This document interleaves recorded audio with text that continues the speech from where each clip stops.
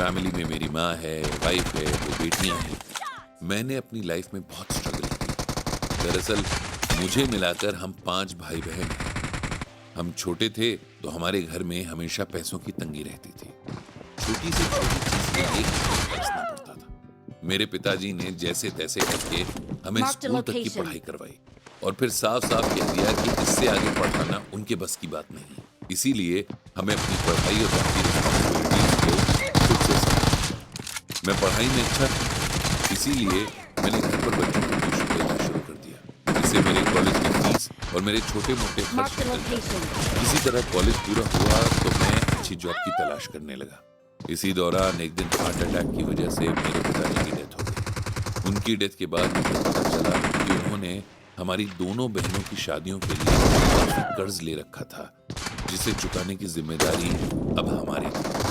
अभी हमारे पास इनकम का कोई जरिया भी नहीं था कि सर पर इतना सारा कर्ज आ गया था। बहुत कोशिश के बाद मुझे एक छोटी सी जॉब मिली। मेरे दोनों भाई भी बहुत मेहनत करके किसी तरह हमने अपना कर्ज चुकाया।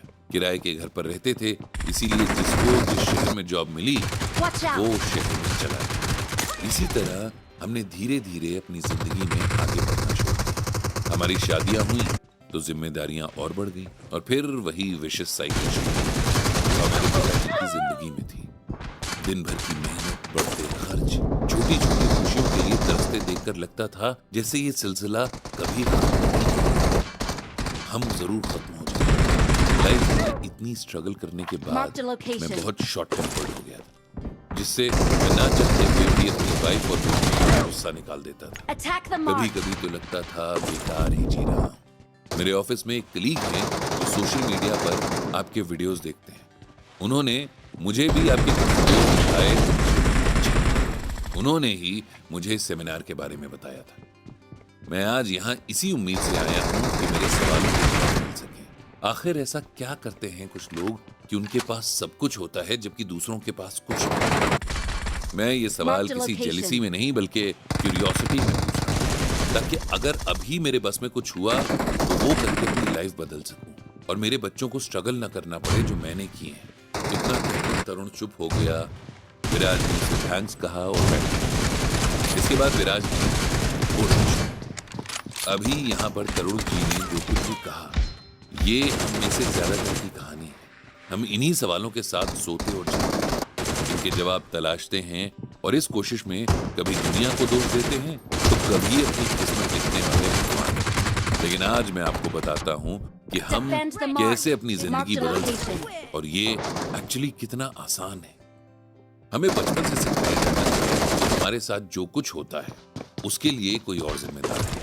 ना भी सिखाया जाए तो हम अपने आसपास देख सुनकर अपने मन में ये बात मान लेते हैं और साथ ही बहुत सारी बातों के लिए ये भी मान लेते हैं कि उनका सही होना हमारे कंट्रोल में नहीं है। लेकिन आज इस सेशन में मैं आपको एक जादू सिखाऊंगा। ये जादू उस खजाने के बारे में है जो और कहीं आपके ही अंदर है। इस खजाने की खोज करते ही हम सबसे पहले दुनिया से शिकायतें करते हैं और अपनी किस्मत खुद लिखना शुरू करते हैं।